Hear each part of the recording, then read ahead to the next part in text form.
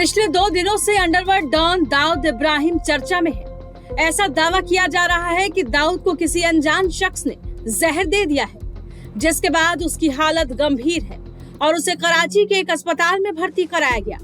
हालांकि पाकिस्तान की तरफ से दाऊद इब्राहिम को लेकर किसी तरह का बयान सामने नहीं आया है। दरअसल दाऊद के मामले पर पाकिस्तान अपने ही जाल में फंस गया है। बता दें कि पाकिस्तान की जड़ तक में दाऊद इब्राहिम की काली कमाई का पैसा लगा हुआ है। इस वजह से पाकिस्तान की सरकार तो उसे बचाएगी ही। हालांकि ये भी कहा जा रहा है कि दाऊद को जहर देने के पीछे पाकिस्तानी सेना का भी हाथ हो सकता है। गौरतलब हो कि पिछले कई सालों से पाकिस्तान राजनीतिक और आर्थिक रूप से काफी कमजोर हो गया है। वहीं भारत की धमक पूरी दुनिया में बढ़ती जा रही है।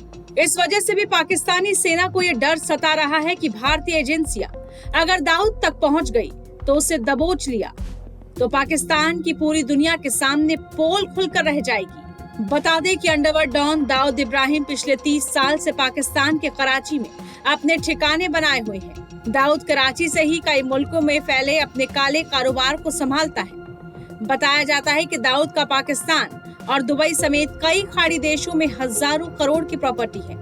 हालांकि पाकिस्तान ने ये कभी नहीं माना कि दाऊद इब्राहिम कराची में रहता है। भारत ने कई बार दाऊद की पाकिस्तान में मौजूदगी के सबूत भी दिए हैं, लेकिन पाकिस्तान ने कोई कार्रवाई नहीं की।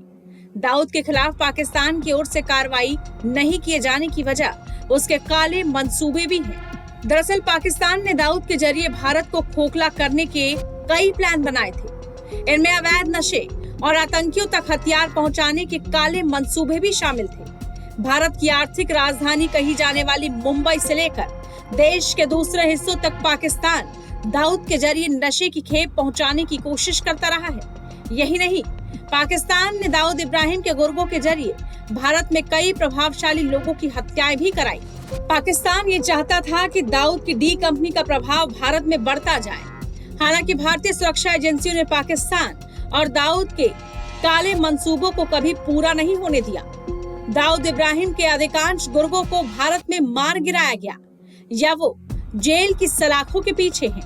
वहीं कई ऐसे भी हैं जो दाऊद के साथ ही भारत से फरार हो गए थे और दूसरे देशों की खाक छान रहे हैं। दाऊद भी पाकिस्तान के गले की फांस बन गया है, जिसे ना निगलते बन रहा है और ना उगलते बन रहा है।